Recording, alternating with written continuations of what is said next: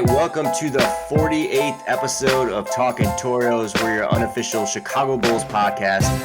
You can follow us at Talkin Toros, that's with no G. You can also go to www. You can still start websites that way? Probably not. TalkinToros.com, again with no G. I'm one of your co-hosts, Myles Phelps. You can find me on Twitter at mphelps11. With me is always Adam Brown. He's at Souvenir City. And our other guy, Luis, is taking a well-deserved night off from this to focus on, I guess, his real job. There's a lot Russell Wilson. Yeah, Russell Wilson watch, Watson watch. So he's all over that. So if you're a Bears fan and you're looking for some quarterback coverage in terms of the free agency, go ahead and give Bleacher Nation Bears a follow. And my guy Luis will set you up. But in fact, he mentioned the other night, because Wade was trying to recruit what we're going to talk about, our newly minted all-star Zach LaVine on the TNT set the other night. He wants Dwayne Wade to focus on recruiting those two quarterbacks to Chicago instead. There you go. That's Lou's message for this podcast. Perfect. Yeah, we got a lot to get to. It's been like 2 or 3 weeks since we've recorded last. There's been a bunch of games. It's almost been a month. Yeah, it's been way too long. But what we're going to do is have this be more of we're almost at the halfway point. The All-Star game is on Sunday, I believe. We're recording this on Thursday. So we're almost there. It's time to just kind of reassess some things. We'll talk about, like AB said, our All-Star Zach. We'll talk about kind of where we're at right now and if the Bulls have met, exceeded, or lowered our expectations. I want to talk about Pat Williams. I want to talk about Zach's turnovers. So there's some stuff to get through on there. And then obviously the trade deadline is coming up, and then we'll get to some stuff around the league. But first and foremost, let's do a little cheers. Cheers to our main man, Zach LaVine, the first All-Star since Jimmy Butler. Cheers. Yeah, since 2016-17. I think we should probably put a sound drop of some kind in there. Maybe just a dunk sound effect. I mean, I think me chugging beer right then is sound quality enough, you know? That works too. But I mean, what was so you and I had a bet. Refresh my memory. Yeah, refresh my memory what the bet was and tell the people. So our bet was, I forget if we made it in 2021 or 2020, if it was when the season started or when we got into January. But I was like, I always like to do the sandwich bet. And I was like, I'll bet you a sandwich he's not an all-star, just because I think the voters won't put him in, because at the time, I actually think we made it like probably only a couple weeks after that 3-game start to the season where they just got their shit kicked in for 3 games by teams we didn't need to see that happen against. And I was just confident, Zach will probably not make the voting this year. Well, he not only made it, but I think he shut a lot of people up. He shut me up in certain ways, for sure. You too.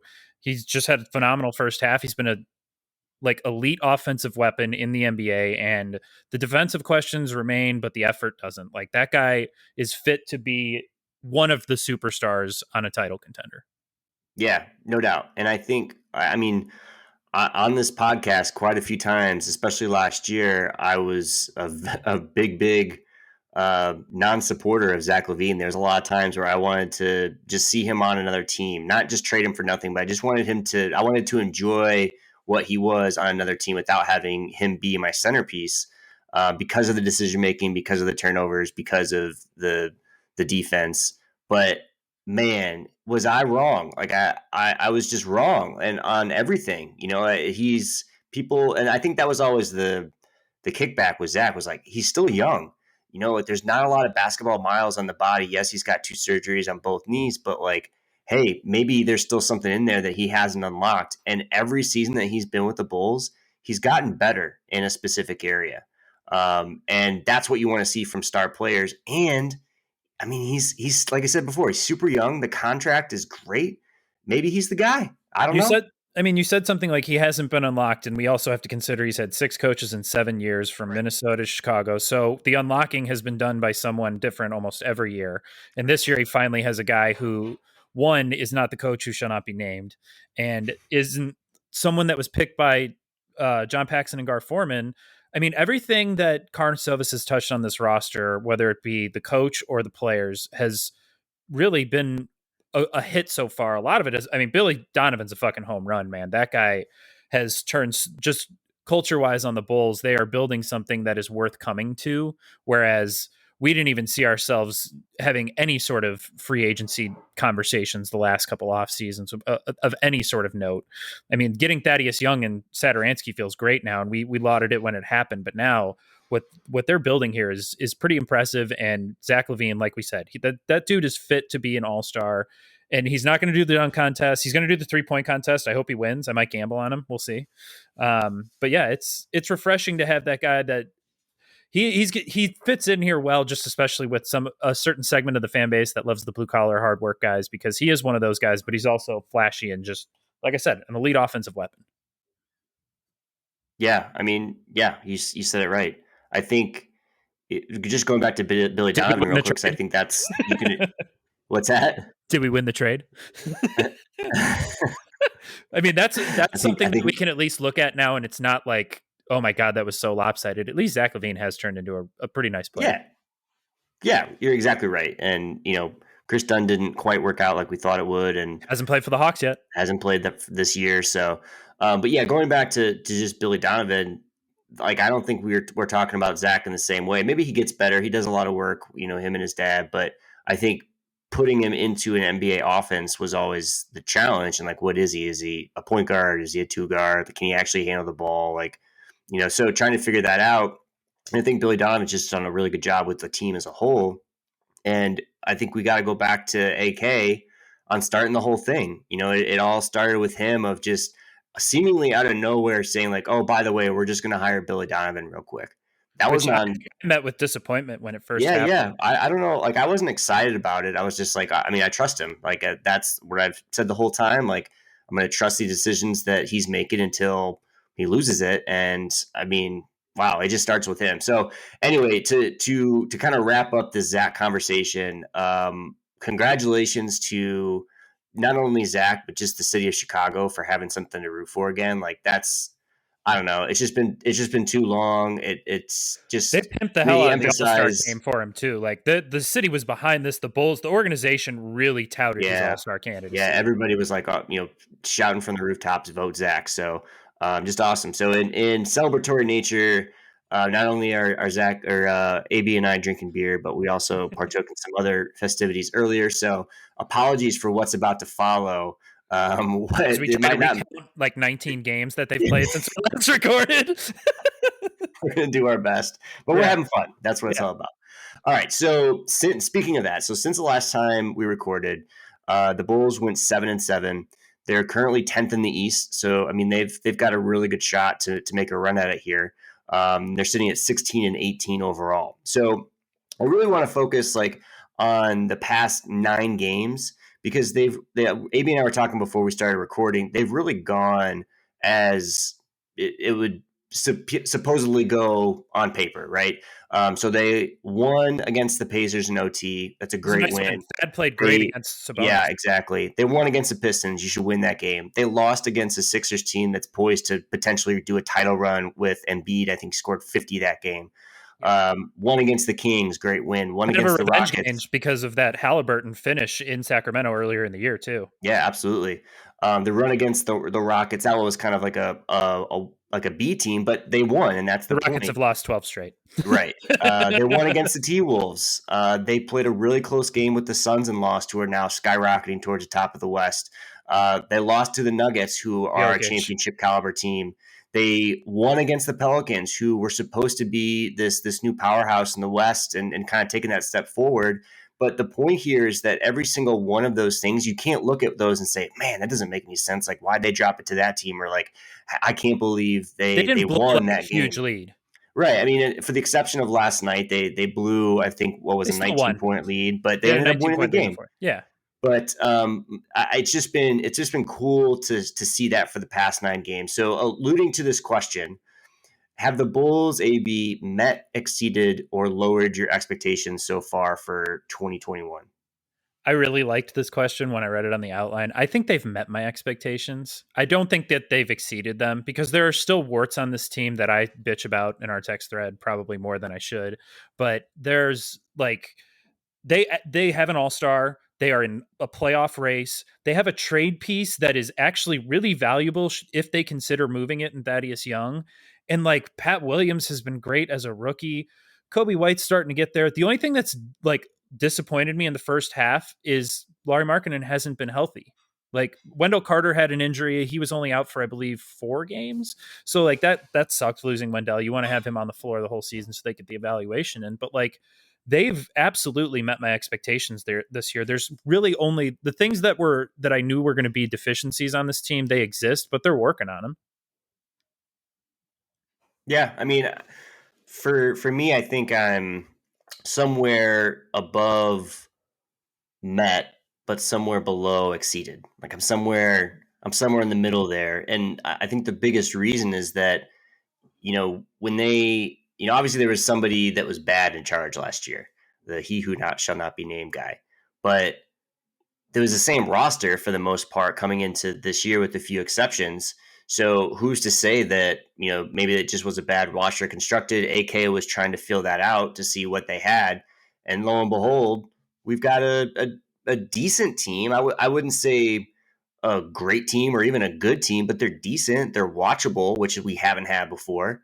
So I think from just like a watchable standpoint, like I don't know if I would be expecting it to be this much fun. I was kind of expecting to have maybe a few nice wins here and there. You see some breakout performances, but like Zach going off for 50, making the All-Star team, like Thad basically running point in the middle. Like it's been fun. If anybody's exceeded my expectations, it has been Zach. Like I didn't see this in the first half for him this year. Like the dude's percentages are off the charts. The turnovers are still an issue. We know that that's a thing, especially in the fourth quarter. The guy is really having an issue there. But the guy that is the one guy. And actually, I didn't expect Thad to be this good either. I like not only has Donovan figured out how to use him, but like Thad's really shining. He's playing great basketball right now. But other guys there are things that are definitely like there are players that didn't meet my expectations. Otto Porter is a big one. Like, Mm. what the fuck do we have there, Myles? That's not even an asset. It's an Yeah, I expiring mean, contract that has played like 30% of the games he's been eligible for in the last 2.5 years. yeah, I mean, you kind of brought it up recently of like, wow, just trade Drummond. Like at least you get somebody who can play. I think you said that in our text thread, but At least he's a body that's on the floor, not on the bench in street clothes. right, exactly. So yeah, I mean, you're right. There's been individuals, Larry Markin, he came out hot and then he's riddled with injuries again. So like the injury stuff has been kind of concerning because they supposedly cleaned house on all of the staff that had been there before that's handled that sort of thing in the Bulls, but still getting injury concerns. So that's something that sucks. And I don't know if you can attribute that to any certain data point. It's just like wear and tear of the NBA, but it sucks. Well, and especially with Laurie, like we knew he had injury concerns coming into this year. This is the third straight year that there has been something that has kept him off the court for like a significant amount of time. It was almost the same way with Wendell this year, but at least he only missed a short portion. I just Markkinen has been disappointing, and it's really coming to a point now where it's like if they're going to trade someone at the deadline, he is probably in consideration because you don't know what the hell you want to pay this summer. Like if somebody gives him a poison pill offer sheet, you don't really want to match it just to keep the asset and maybe trade him later because it might be untradeable. So like his value is really tough to gauge. Everything else on this roster, I feel like I know what I have, and I shouldn't say I know completely what I have, but like Wendell Carter is either a mid to low tier starting center in the NBA or a high end backup. Kobe White is still figuring out if he's going to be a sixth man or if he can actually play point guard, and he should probably get the whole year to figure out if he can do that or not. I don't see it yet, but he should get the chance this year. That's a nice thing that's been in him being totally healthy this year and not missing any games and having a healthy Satoransky too to like see both of those guys at the wheel of the offense and what the difference has been this year. Huge. That's been great. That's been awesome to watch. Garrett Temple Yeah. exceeded expectations. I think we can safely say Oh, that, yeah. right? Yeah. He's been I mean, that's like the free agent signing of the past 5 years for the Bulls. a mid-level I'm exception serious. and not even the full value Name of a it. better one. Name a better free agent signing in the past 5 years. Thad. Yeah. Yeah. That wins. And I think That actually in wins. 2015, was that when they signed Gasol and he was an all-star? Yeah. Yeah, so that's the only, although 2015 is more than 5 years ago now, I should not, Yeah. Jesus. That's 6 years ago, man. Mm-hmm. Get with the times. But yeah. But yeah, I mean, I think it's like the consensus that we're coming to is like, yeah, there's holes, but we knew that we're going to be holes. It's been fun to watch. You're a little bit less high on them than I am, but I think overall it's been good, and it's going to be exciting to see what they can do this second half. I'm thrilled that we get to watch a competitive second half and maybe Yeah, root for like a Knicks Bulls play-in game. That would be fun yeah, as hell because this, yeah. like you said, the storylines write themselves. Yep, absolutely. I mean, a Knicks Bulls playing game would be so much fun. I Oh need my god. Tibbs photos on the sideline sweating on the cover of the New York Post. Like that, I'm Yep. ready for that. Tibbs, Rose, Who is Taj. there and actually is sadly in COVID protocol. Get well, Yeah, I Derek. mean, it would be fun. I would be very much in for that. We get to root for that. Yeah, I mean, like they're sitting in 10th right now, and I don't know who is There's on two and a top. half games between 4th and 11th. Yeah, it's right there, man. We're in the It's blob. We're safely in the blob. so I guess this should lead us to our next topic, which is the trade deadline and what moves might be made. We've already mentioned a couple of guys that could be on the block, but it's of my opinion that like everybody is on the block still. Um, Everybody outside of like Pat Williams, because I still think they could trade Zach. I still think they could offload, Thad somewhere. Like Wendell Carter Jr., you mentioned Laurie, like all these guys. Laurie, Like I think Otto everybody especially. for the right package, like not just for nothing. Like I'm not saying trade, Zach for like Andre Drummond or something. Like that's not what I'm talking about. But like a good return that's going to set you up nicely, either with a player or a draft pick. Like I would be open to that. But I guess at this point, like we just talked about, it's going to be fun to root for them to make the playoffs. Like, what do we do? Like, we're kind of in that There's weird stage of like, do you have the core that you want that you can build around in terms of free agents that you want to bring in, or is it still like this is a good feel good thing? We've got some nice pieces in Kobe and Pat Will, but we really just need to kind of tear it down a little bit so that we can get either a real impact player, which I feel like Zach is right now. So maybe I'm answering my own question, but what do you think? Well, I was gonna say, let's break it down this way. Let's play both sides of it. If the Bulls are going to be a buyer and they want to try and compete both to get in the playoffs and at least to maybe make a little noise in the first round this year, where is their greatest position of need on the team this year? Is it at guard or is it in the front court? Because at guard It's you've in the got front Zach. court, right? I think so too, especially because you don't know the health of Laurie and Otto. So I mean, are you looking for a guy that's going to man the five and be maybe like that defensive anchor? Not that that isn't a good defender, but like they don't have a large Need a bodied big. guy. Yeah, I mean, Wendell is 6'9" and he plays the five, good enough for me. And Young is a little bit shorter than him, but still, like they could use a guy that's not Dan Gafford that can control the boards, get some rebounds, but also be a defender. Which Drummond is not a good defender. He's an Mm-mm. elite rebounder. That is his one skill that he's really good at. He's cement footed on defense. I mean, like But if like you're even looking, Drummond, he wouldn't finish out the game. Like he would be sitting for the last 5 minutes. especially against the guys you want him to, like Embiid Right. owns him. Like what you'd want him for, he wouldn't be able to give you. No, So it's really like, man, it really would have been nice to have been on that trade with the Nets earlier this year. to get uh You know?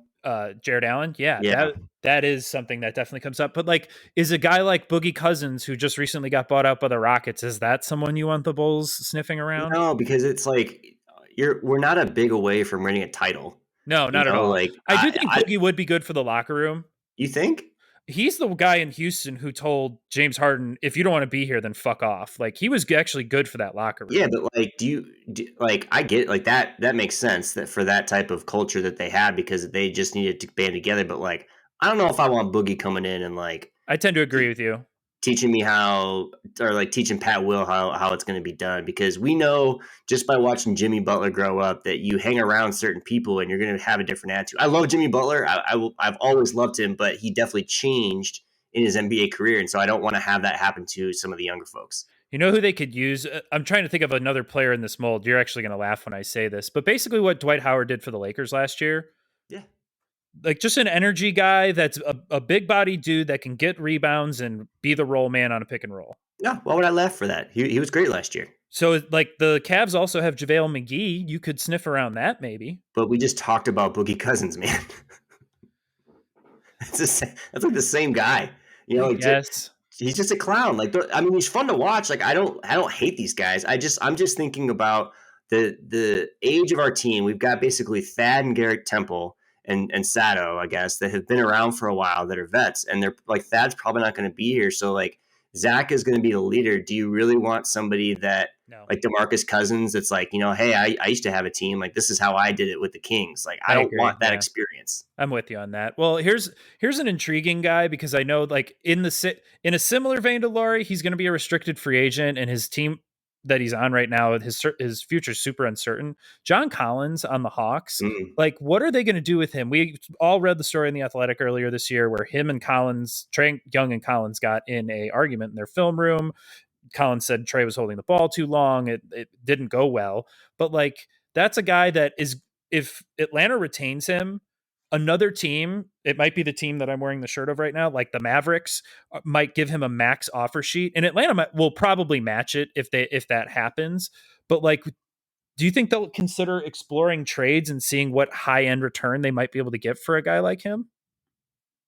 The And is that Bulls? the guy the Bulls might sniff around? Because that's a piece for a future team. Like that's a really good player that I would not mind paying a max this summer.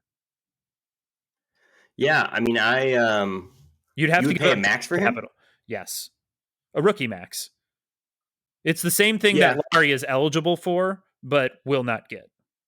yeah. I mean, it's basically like, Like, would you trade Markkinen and draft capital for him? yeah, I would. I I think I would too. would. Because I think we know what marketing's going to be, and it doesn't really fit what the need is right now.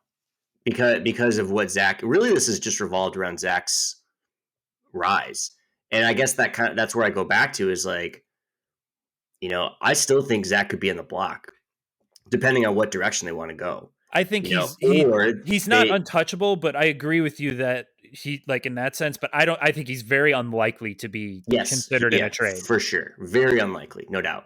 So I guess we can live in that reality of the most probable, which is Zach sticking around, And Pat and Will them is just part of the core. Him and Pat Will are yeah. like the two pieces that you're going to build around and I need to think I find. think I think you gotta throw Kobe in there too, Okay, I'm not there yet. regardless of if he's a 6 man or if he's your starting guard. If somebody valued him more than I did right now and offered an interesting piece for him, I would absolutely consider it. Sure. Yeah. Again, I mean, it goes back to the who said it, Theo, maybe, of like no one's untradeable. Like Exactly. Yeah. it's if you send me like the only person that's really untradeable right now is probably like LeBron James and Steph Curry and Kevin Durant Giannis. and Giannis. And even Giannis, like people could listen to He's offers for literally Giannis. untradeable though because he just signed the extension. Yeah, So yeah, he's yeah. But I'm in just an imperfect world. Like there's Mhm. there's really not a lot of guys in the NBA that are untradeable. So yeah, I mean it'll be interesting to see what they do at the deadline here. I hope just for something to root for. I kind of hope that they're aggressive. I do too, Like but I think that also means possibly moving Thaddeus Young if there's a big piece that you want to get back in return because he's probably that's their that's best fine trade bait. though. I agree there, but there are a lot of people that are like Thad's got to be here. He's been such an integral part to the growth of this team. He's been a mentor for players on this team. He's built relationships. I totally forgot that he was Zach's veteran on the Timberwolves when Zach was a fucking rookie. So like there's that connective tissue. Oh, So I mean, his bond with this group is actually really great. So I do think it is hard to trade him. If somebody comes with a Godfather offer for Thad Young, though, obviously I'm moving him. I think Larry Markkinen is obviously their most interesting trade piece in terms of getting another young, interesting piece back that you might extend. Like but you're gonna get somebody that's probably just as injury prone back. you're looking at the John Collins, or I'm sorry, John Collins would maybe be interesting, but also like the Lonzo Balls, like guys that have uncertain futures with their current I, team that I don't think we're gonna get Lonzo Ball for Laurie. I think they could get him for Thad. Yeah, yeah, yeah, absolutely for Thad, no doubt. I don't think that there's a question on that. But like Laurie is like everybody's seen Laurie. Like it's not like it's this I big think secret. all it takes is one GM to buy low on him that really thinks that there's a huge upside. But they're not. My point is that what the Bulls are getting back, I don't know if it's even worth the trade. Unless you just really like it's just a new scenery sort of thing. John Collins Let's would be. just let's just part. What's that? John Collins would be. Yeah, I mean, I love John Collins. I think he would fit in a front court better with Wendell Carter than Laurie has shown to, at least in the limited sample we have so far. Let's talk about Wendell Carter real quick, and then let's go on to the other side of the I league. thought for sure And he'd want to heap some praise on Zach. Or I'm sorry, well, Pat Will. yeah, I do actually want to talk about Pat Will real quick. I mean, this dude if you just watch him from his first game to last night, this guy came out, and I think he Against had the Zion. first like 4 to 6 points for the Bulls. Like he was just like, I'm scoring tonight, and He was checking Zion. yeah, Zion and the rest of the team was like what is happening right now? Like, who is this kid? And I remember texting my dad. My dad's like starting to get into the Bulls a little bit, and so I was So is mine, texting him. strangely enough. Nice, nice. I was texting him like what to look out for in this game. I was like, it'll be fun to watch because Zion's playing, but it's probably going to be a bloodbath because we don't have anybody in the middle to stop him.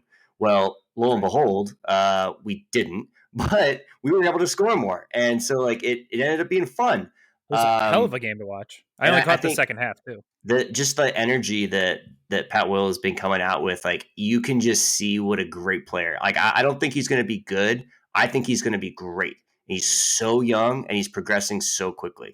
I'm not there on the great yet. Especially, I'm still the Kawhi comparisons. I'm still fucking pissed off about those a little bit. But he has I don't been think he's Kawhi. I mean, he could he's be been way though. better defense than I thought he'd be, Myles. Yeah, Let me put it that way. I was super skeptical of his defense, his lateral movement, staying in front of NBA threes and fours. He's but done it. you have to remember that he has been guarding the best player for the most part on the other He teams. guarded Kawhi and LeBron in the same weekend. Yeah, so like when we talk about the deficiencies, like yeah, like LeBron's gonna beat you every once in a while when you're 19, you know. Yeah, youngest player in the league.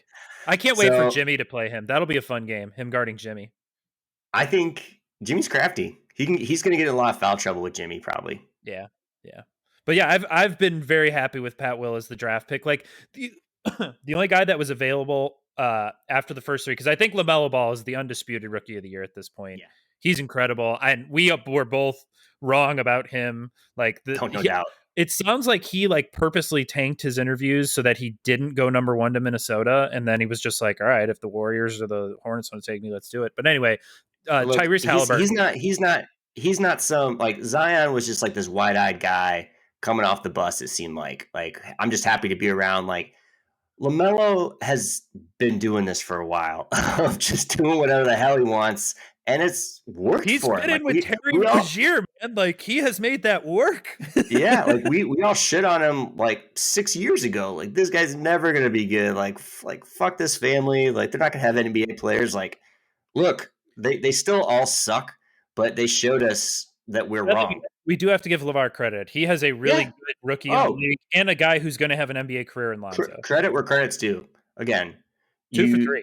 it's the Big Lebowski quote. Like you're not wrong. You're just an asshole. You know, like Walter. yeah. So like that's kind of where I'm at. But The only guy that went after him that I really think is very, very good that the Bulls may have missed out on is Halliburton. But I'm not upset that they took Pat Will over it's gonna Halliburton. happen. Yeah, Yeah. it's gonna happen. Halliburton's been awesome. There's a lot of people 5 to 12 where he went that should have taken him that didn't. Yeah, it's not taking Sam Bowie before Jordan. You know, No, like that's drafting Trae Young instead of Luka Doncic. Sorry. I mean, you're the resident president of the resident president. I like that Yeah, I like of that. the Luca fan club. So bias where For sure. It exists. whatever. No doubt about it. Let's talk about Wendell Carter Jr. and let's go around the league. Okay. Is he good? I think I've set the bookends. Hold on. Sorry. Ooh, that was good. I like that. That was for Zach. I like that. And it's a cow too. So I've set the bookends for Wendell Carter right now, and they are subject to expand or shrink at mid to low level starting NBA center or really high level backup center. Those are where I feel the floor and the ceiling currently exist. That's a pretty. That's an NBA player though. Like at 7, is that really a bad player? I think it's a fine pick there. I guess not. I mean, it just I don't know. I just thought it was going to be more. I mean, I don't hate him. More. Yeah, and it just and maybe it's the injuries that has caught up with him, but it just feels like the decision making where I thought his strength was going to be decision making and picking things up quickly.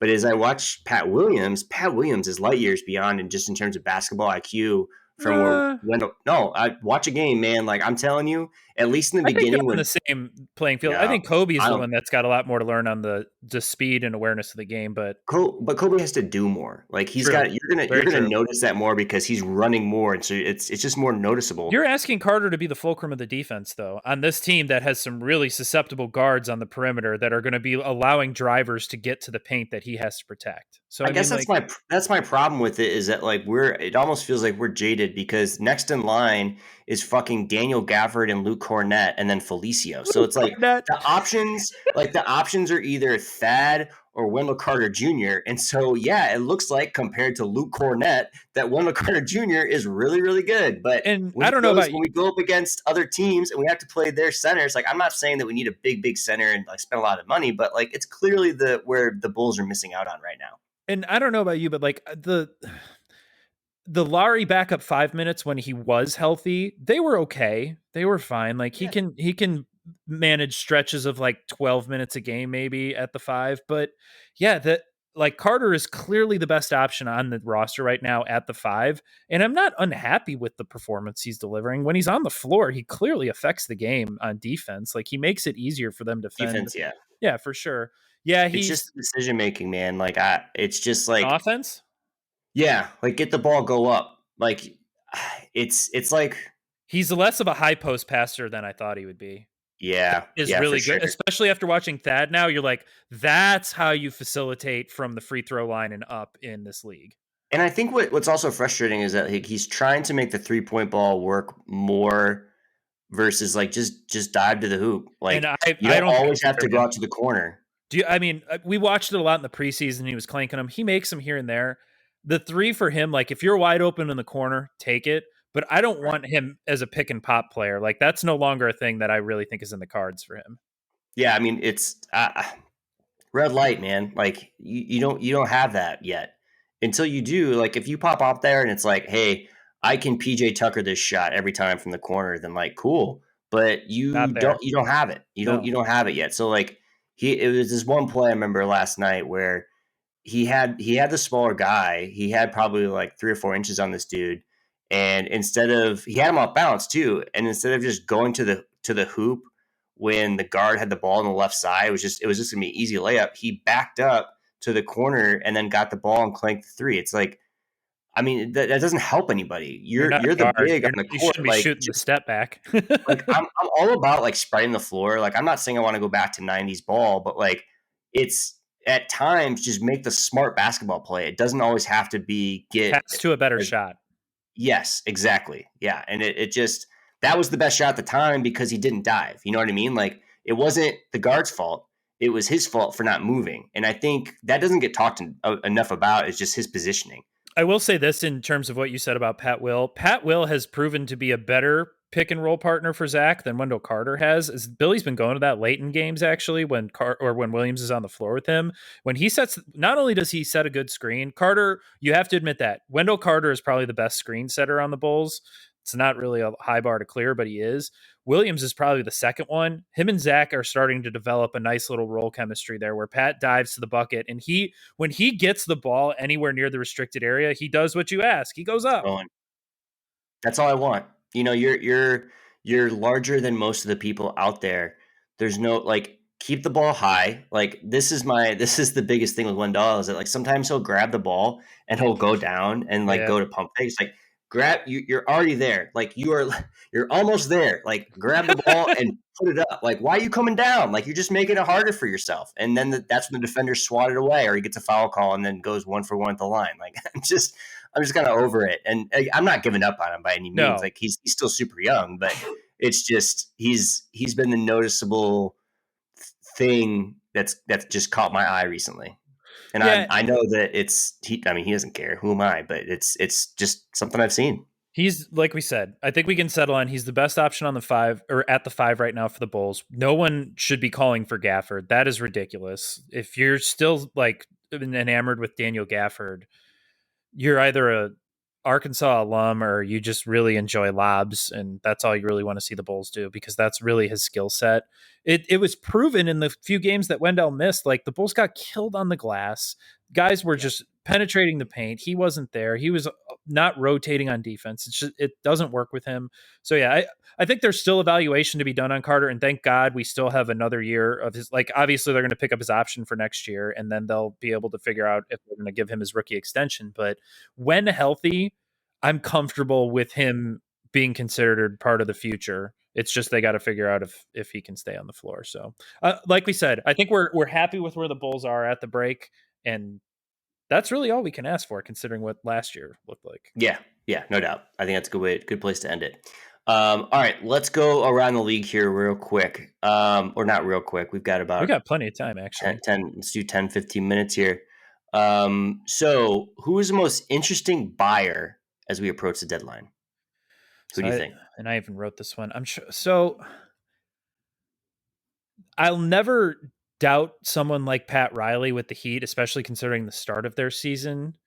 But I actually think it's Philly, because I think Philly is the team that is closest to one piece away from everybody being like, all right, they're Embiid is an MVP candidate. They've shored up the shot making that they don't have because Ben Simmons can't shoot, and Seth Curry can only do so much. But like the guy I want them to buy is Kyle Lowry. We talked about that in our text thread today. I mean, if you get Lowry to calm that point at the end of games, be a guy that can get the ball to Embiid late and can run with fucking Simmons in transition, that team is absolutely lethal. And all you have to probably give up is Danny Green and draft assets. You might have to, they probably asked for maybe like a tie bowl, but we'll see. Yeah, I mean, I it's tough because I don't want Philly to do well. I don't know why. I just like I'm not into it. So I Oh, don't you really don't want want them. them to do well? Me Yeah, I'm neither. just Me not in. neither. I'm not a I'm just Philly not guy. into it. So I like whatever. Simmons, but I've never been an Embiid guy. Yeah, I mean, he's fine. He's been awesome this year. He's fine. He's like if it's not going well, he shuts down, sort of dude. And it's like I don't like that type of player, but he's fun to You're more of watch. you're our resident Brooklyn Nets fan for the Eastern Conference. Oh fuck yeah, and fuck you because they're gonna win the title this year, man. You got that KD MVP ticket still too. Absolutely. He's gonna come back and run it, man. Like they look so good. I don't know They what they're are. gonna do when KD comes back, but like they look they look They're good, man. awesome.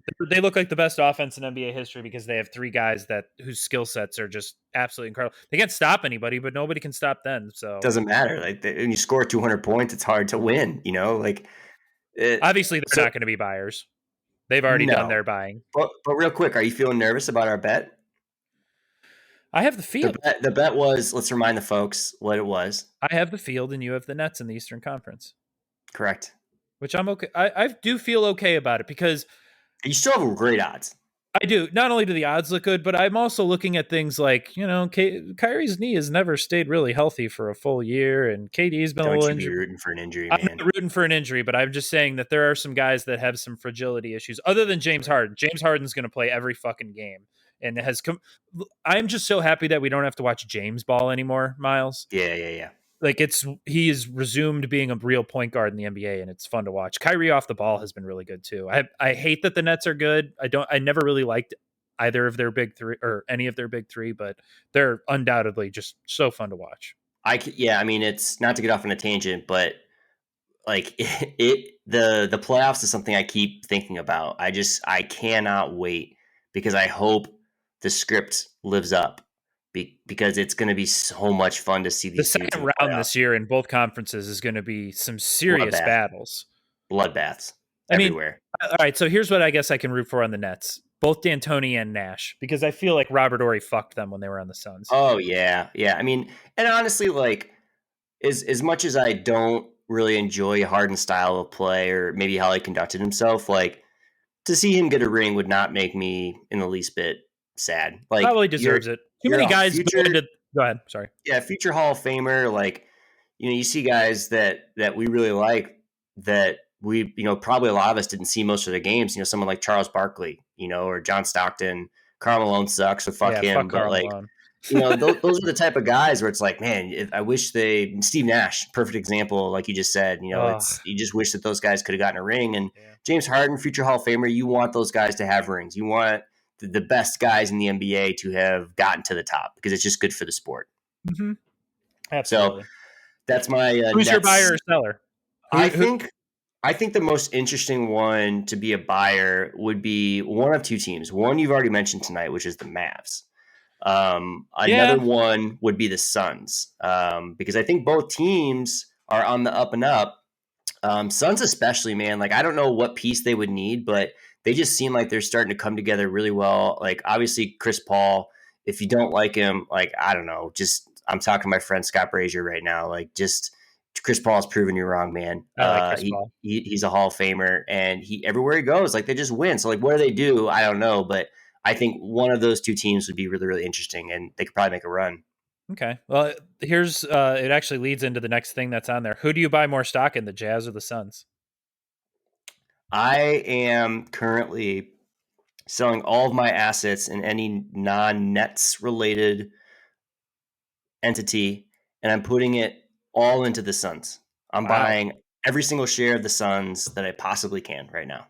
Interesting. I like the Suns. They've been really good. I've always been a Chris Paul fan, but and actually Aiton surprisingly has been not great on offense this year. He's become a lot better defender. It's Yeah, which weird. was like his biggest knock. And Yeah. Aiden's fine. That's all he is. He's fine. But For a you third have option, Devin Booker and Chris Paul around you. Like you have your scorer and your two guard. You have your point guard that's going to get the ball where it needs to be, and you got Cal a big Bridges guy. is a great defender too on the And perimeter. you've got your wing. So it's like they've got the pieces. Are they the best? I don't know, but they're making some moves, man. Yeah, I do like where the Suns at. They're finished third, or they're going to go in. I think it's is it third or second in the West in the All Star break because I think the Clippers may have fallen out of second. Oh, did they? Yeah, the Jazz are still number one. I man, I actually so as far as the Jazz are concerned, a lot of people are pissed that last night Rudy Gobert came out and absolutely lambasted the referees. I actually watched that game first and tuned into the Bulls after that finished. The last all of overtime and the last 2 to 3 minutes of regulation were really bad. The way Donovan Mitchell got ejected was shameful. However, that doesn't that half of basketball does not diminish what the Jazz have done. This like they've been absolutely crushing teams. Quinn Snyder is this is going to be a bad label because of what's happened to the Bucks the last couple of years. He's like the Western Conference's Budenholzer. He is just running the same thing over and over again, and more often than not, it works. They are a Donovan Mitchell, Mike Conley, Rudy Gobert pick and roll team, and Bogdanovich is great on the wing, like good shooter, was a really nice piece for them. It took Conley a year to figure out how to play with the Jazz. I just don't know if I can buy in the West. It's so hard to buy a team like the Jazz against the LA teams. Like if in 7 games, if AD's healthy, there's no fucking way I'm picking them over the But Lakers. that's not the question. It's who you got more stock in. It's the Suns or the Jazz. You can't I worry about what's going to happen. You got to say who you want, who has the better chance. In that case, I think in the Western Conference you have to go through the LA teams, and I trust Phoenix to beat them more than I trust the Jazz. I think, which is weird because the Jazz have been killing teams. Yeah, I I just mean trust Chris Paul. yeah, I think the Jazz are like the present day Jazz. Like they might They're get to not like be. the Atlanta Hawks of the early 2010s, but I'm trying to think where they fit in from like a team of like Honestly, the Raptors before they won a title is probably pretty good. The Bulls, honestly, like the yes, the 2000s Raptors Bulls is is a great probably. one though. I like that though. They're both purple. Good job. Yeah, thank you. No, they are. You're right. They're the Raptors before they won a title. They've gotten close on the cusp, but never really come through. And I just Mitchell is their best player, and he's 24, 25, maybe. Chris Paul is still the best player on the Suns, I think. Booker is like so close as their best player, but I'd still take Chris Paul. And I just think that He's one of the biggest All-Star snubs since Dame Lillard like 3 or well, 4 he years got in ago. for AD spot. Oh, that's right, that's right. But I mean, still, that's kind of like a back ass Backdoor. backwards way of Yeah. getting in there. But Yeah, he did backdoor. But yeah, I guess I'm buying your Sun stock. You've convinced me. Call him the trade. they honestly might be my Toronto's. I'm calling this segment Myles Toronto's Raptors bets because the first time I went out on a limb Should we call on a this really Jurassic good Park? bet. Jurassic Park, yeah, Jurassic Park bets. The first time I did it and won within basketball, I've done it a couple times in the NFL, but I bet the Raptors. What month was it? Like it was early. It It was before the was trade deadline. It was before they got Gasol. yeah. It was before they got Gasol, so like the odds were not great, It was and like January, yeah.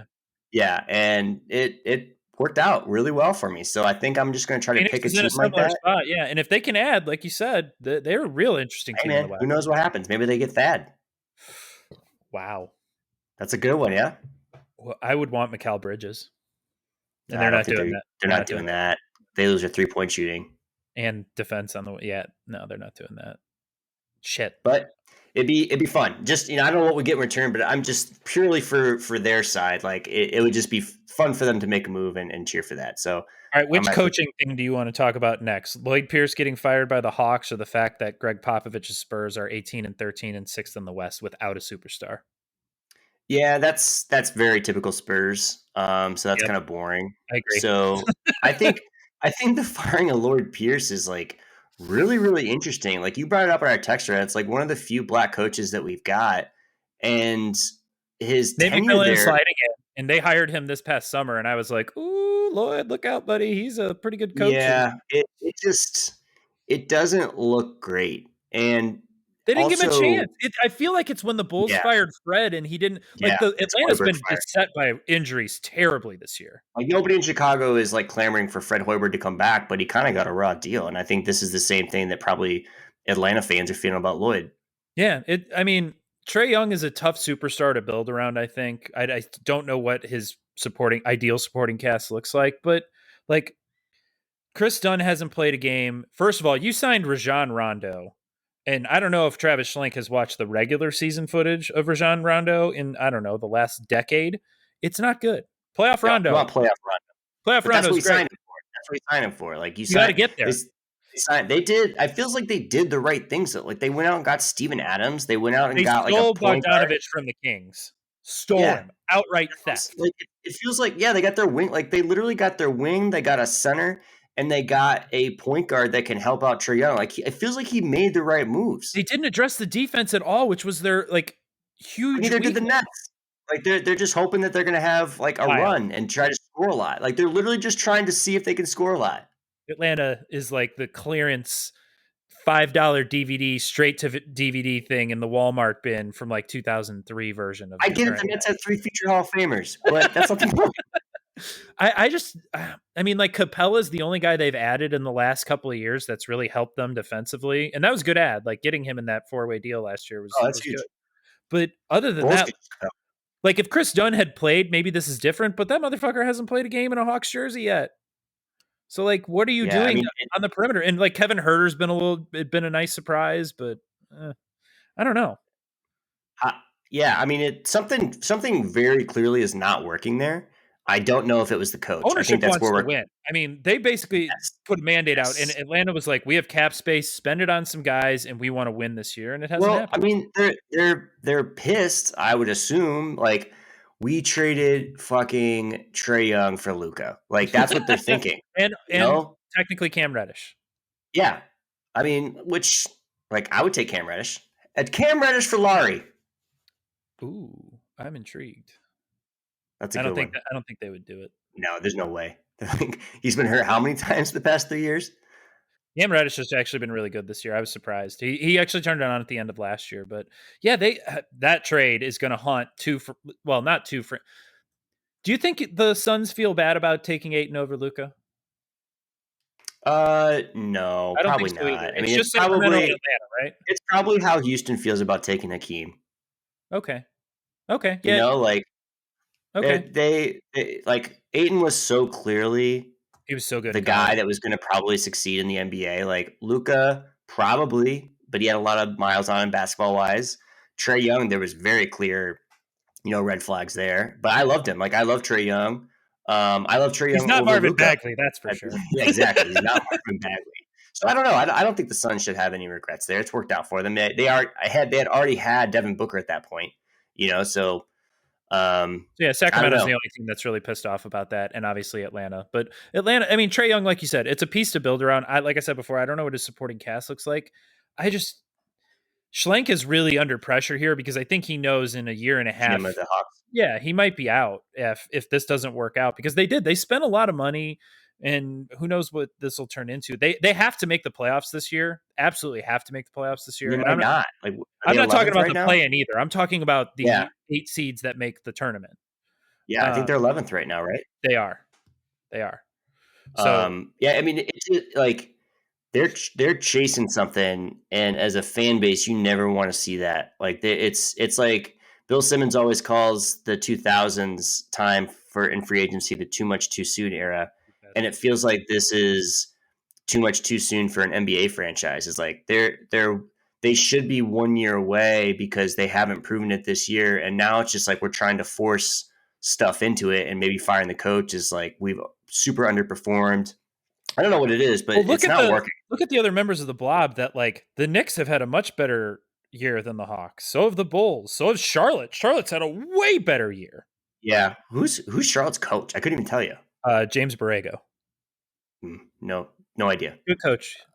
I like. Um, but I think I, I think it's just weird. Like Like I the don't only really team know. that has really been worse than Atlanta that probably shouldn't have been is Washington. And like if you're the bar you're clearing is the Wizards right now, it's been a bad year for you. Yeah, So yeah. yeah, It just it sucks for the and Hawks. again going back to just like the racial component of it too. Like That does suck. it's literally like you're in the NBA, and it's one of I don't even know the number now, but there's not a lot of black head coaches right now. I can I think looked of at it. Doc It's Rivers. I can think 24%, I think, is what the whole coaching ranks was. yeah. Because I looked at Mark Spears shared a report today. If anybody wants to look at it, it was a whole makeup assessment of the league at every level: coaches, front offices, CEOs and presidents, ownership, everything. It was really Like I'm interesting. not saying he was fired that he was black, but it's No, but you want to have there's diversity and inclusion among the ranks, and yeah. obviously the guys that are leading these teams. I mean, the NBA is over 80% black. They want someone that looks like Yeah, them that's there, you leading them. need to like there's a very clear problem in all major sports right now for diverse hiring. Especially the Um, NFL. yeah. Oh God, And Major League ML, Baseball, MLB is probably worse, to be honest with probably. you. Yeah, that's probably true. Yeah. What do you want to close on? Let's talk about one more thing. I was going to say, do you want to do either the puzzle piece with the Mavericks and the Celtics, or do you want to talk about the Blake Griffin thing, which is kind of sad? I don't want to talk about Blake Griffin, to be honest with you. Yeah. Let's Oh, talk actually, or about. do you want to talk about replay at the end of games? Because that has been a thing that's been pissing me off lately. Yeah, you can stay on your soapbox for that. I don't really have a lot of opinions. I think it's been fine. I just feel like I've been watching too many games where, like, in the last 3 to 4 minutes of a game, I want them to get the call right. Like, I totally get that that's the reason why we have replay. I'm not saying we should get rid of replay. There is so many games that are just the flow is being broken up, and it's not even just the NBA. Like, it happens in baseball. All of these guys that are sliding in and they come off the base for a half second and suddenly they're out. The NHL is a big flow game, and it happens there too. The NFL's replay history can be there's a 30 for 30 that's probably going to happen on that whole thing at some point.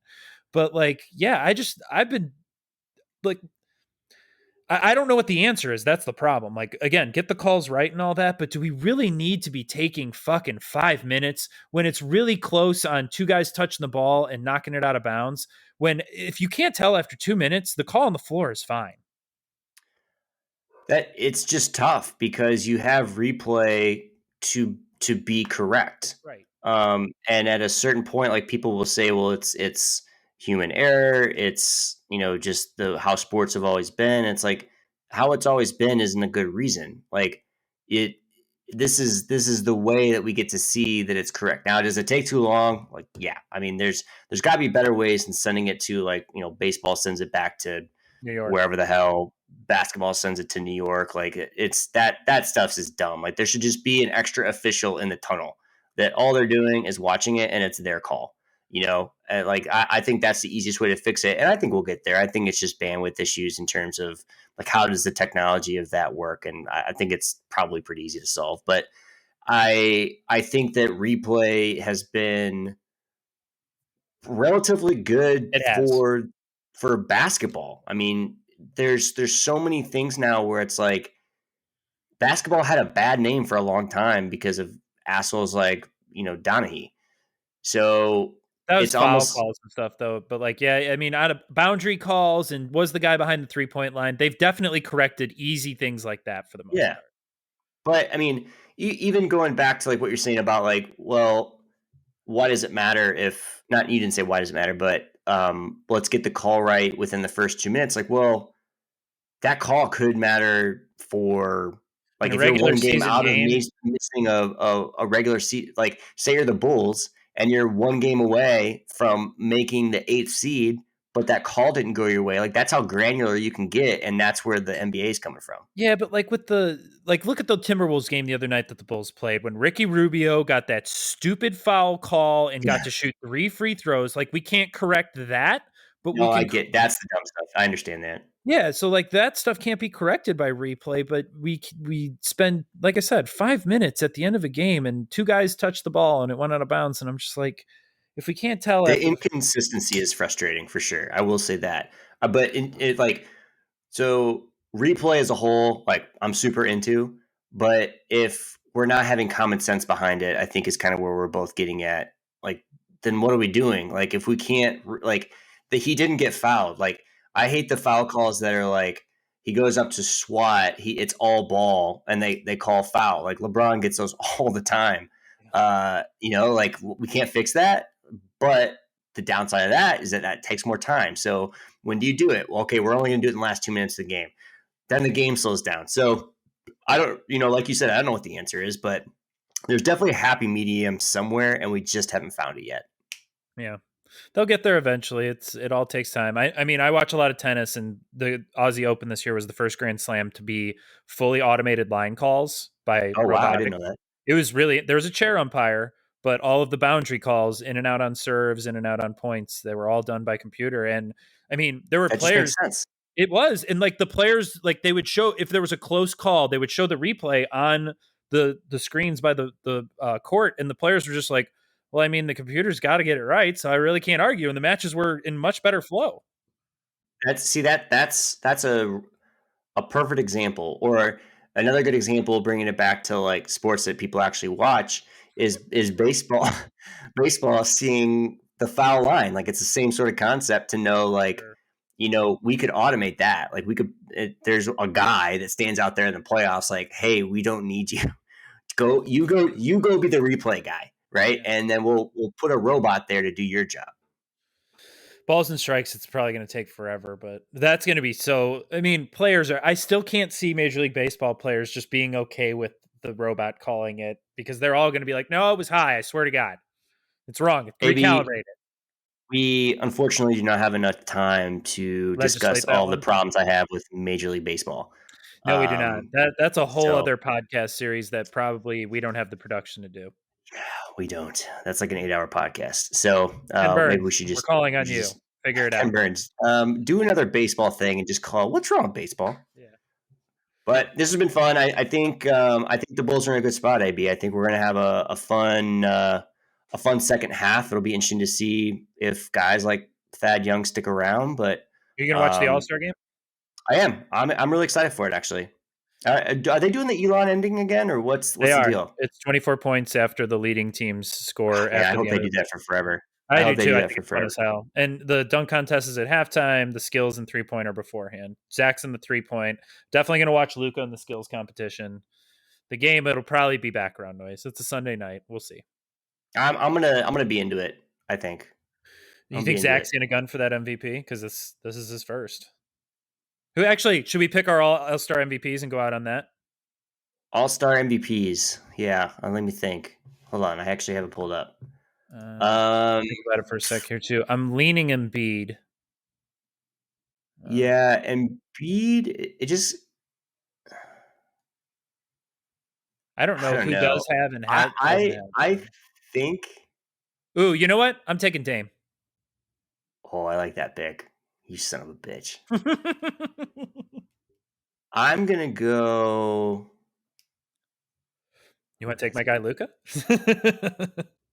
No, I don't think Luke. I'm trying to think of like a tryhard that's just gonna go. You know Zach. what? I think I am gonna take Zach. I was Nice. I gonna say like it. Nick. I think I was gonna say Jokic, but he put a lot of energy in last year. Yeah. And it I think he just gets gassed out. I But mean, the tryhard guy that I don't think has Giannis won one yet. no, That would I be a don't think guy so. too. That But they start shutting him down. Like they're gonna play defense. I think that this Kobe thing is inspired like the I think so resurgence. too. Like I hope they play it like they did last year, but we'll see. That'll Giannis be was fun. playing a hella defense last year. Yeah, he wasn't letting anything easy go in. That's what I'm saying. So Yeah. we'll see what happens. All right. So I got Zach and you got Dame. Yep. Man, I'm not excited about that, but it is what it is. Should we do a bet? No, I already owe you one sandwich. I'm trying to think. There was a thing I thought of the other day that you're gonna lose that we have another sandwich bet on. I was like, well, at least I'll be even with that. But I What forget. was it? I can't remember. It was a long. I'll have to remember it at some point. God damn it, I can't think of it now. Oh well, I don't want to bet on this I don't. particular thing though. All right, well, that's I mean, that's not if fun. you want to do a sandwich, are the bowls going to be at least 8 seat or better? I'll do that, and I'll take the no. Nah. I'll fade them again. Well, no, I will. I will take that. I will take that. You son of a Fade that. bitch. The Bulls are gonna make the I like it. playoffs. You know what? Let's go. These are sandwiches I don't mind paying. Zach's an all-star. We can go to JP Graziano's if you want to get a sandwich. Yeah, I mean, I'm in. Whatever you want. Let's go to the steakhouse. I'll get a steak sandwich. Okay. All right, AB. This was fun. Yep. You got any parting words? Um, Go Bulls as usual. Go Yeah. Bulls. Go Yeah, Bulls. It's been fun. absolutely. I'm Go enjoying Bulls Bulls. basketball again, and the NBA season has been a bright light in a dark winter. Yep, absolutely. Congrats, Zach. Go Yep. Bulls. Go Bulls.